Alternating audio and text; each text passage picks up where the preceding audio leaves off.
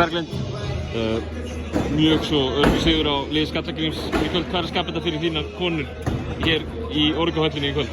Hvað sagðirðu? Hvað er að skapa þennan öruggur sigur? Mér finnst bara að koma almennt svolítið vel út úr þessu landsleikjahléi.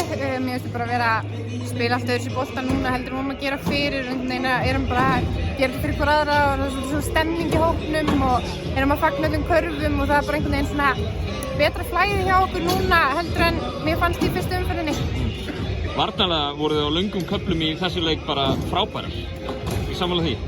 Jú, ég sammála því. Mér fannst það samt skóla svona heldur mikið á okkur en jú, oft á tíðum í leiknum vorum við bara mjög sterkar varnarlega og vorum að flinga þeim í erfið skot og náðum að halda svona þeim leikmennum sem við vorum búin að ákveða að fókusa svolítið á. Náðum að halda þeim í fáum stigum í kvöld, þannig að það gekk upp og það var bara flott. Þessi barátta til að komast í undanúrslitin, það var bara 4 lið sem komast í úrslitakeppninni í þessari deild. Hún virðist vera að harðna allverulega með nýlega Njarðvíkur þarna á toppnum.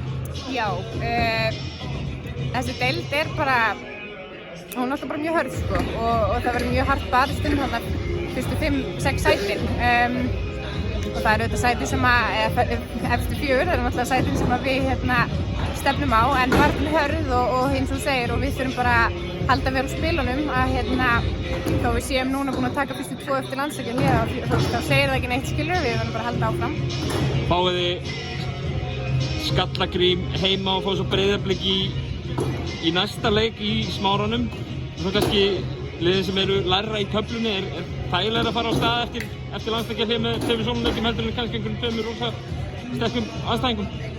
Nei, ég held að sé ekkert endilega eitthvað þægilegra. Maður þá kannski bara meiri líkur á að maður mæti með einhver værikær sem við höfum samt ekkert efni á. Það er ekki eins og við séum eitthvað fullkomna sko. Þannig að nei, ég myndi ekkert endilega segja að það væri einhver auðvöldri leikir. Það þarf bara að mæta með fókus í alla leiki og sama hvar liðin eru í deildinni. Það hafa verið hörku leikir þó liðin séu neðarlega kannski á stigatöflunni. Þannig að nei, við höldum okkur á jörðinni og við þurfum bara að mæta tilbúin í alla leiki saman hvort það sé á móti efsta liðinu eða neðsta sko. Frábært, takk fyrir. Takk.